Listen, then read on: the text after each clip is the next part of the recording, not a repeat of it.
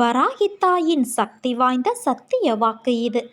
என் அன்பு குழந்தையே, உனக்கான நல்ல நேரம் வருகிறது. நீ பொறுமையாய் இரு.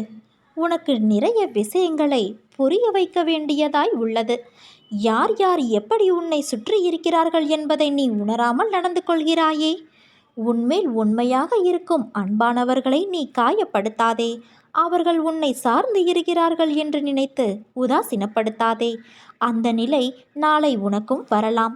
அதனால் உன்மேல் உயிராய் உள்ளவர்களை காயப்படுத்தாதே, உதாசீனப்படுத்தாதே. உனக்கு எல்லாம் நான் புரிய வைப்பேன். கொஞ்சம் காத்திரு. உனக்கு எல்லாம் சுகமாகிவிடும்.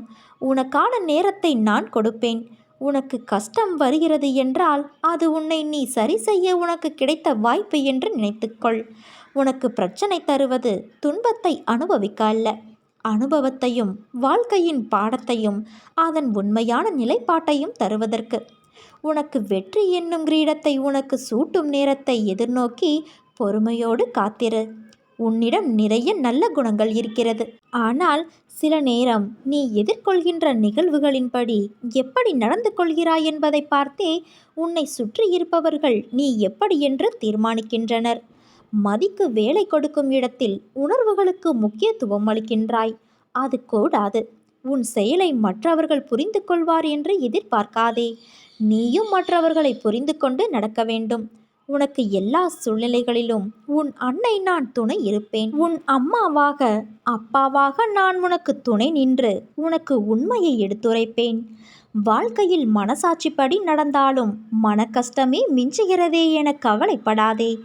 யாரும் உதவாமல் உன்னை நிராகரித்தாலும் நீ செய்த நன்மைகள், உன் எண்ணங்கள் உனக்கு நிச்சயம் நல்ல பலன் தரும். வாழ்க்கையில் நாம் கடக்கும் நிமிடங்கள் மிக அழகானவை. திரும்பி உணர முடியாத ஒரு அழகிய கனவு. அந்த கனவு நினைத்து பார்க்க எப்படி இருக்க வேண்டும் என்று யோசி. கனவுகள் மிக முக்கியம் ஒருவர் வாழ்க்கையில். ஏனென்றால் அவர்கள் கடந்த பாதைகளை நாம் கனவு என்றே நினைத்து மகிழ்ச்சியும் நிம்மதியும் அடைகின்றோம்.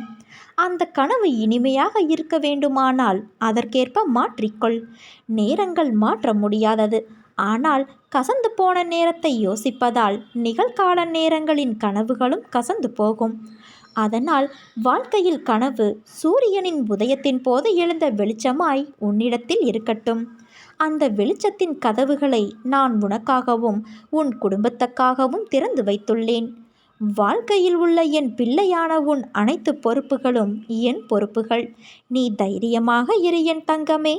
உன் வாழ்க்கை நல்லபடியாக நேர்கோட்டில் என் கண் பார்வையில்தான் உள்ளது. என்னுடைய பரிபூரண அருளும் ஆசீர்வாதமும் அன்பும் பெற்ற என் செல்ல பிள்ளை நீ. என் இதயத்தின் கருவறையின் அரவணைப்பில் நீ செம்மையாக வளர்ந்து வாழப்போகிறாய். நீ நம்பிக்கையோடு இரு. நல்லதே நடக்கும். சாயிருக்க பயமேன்.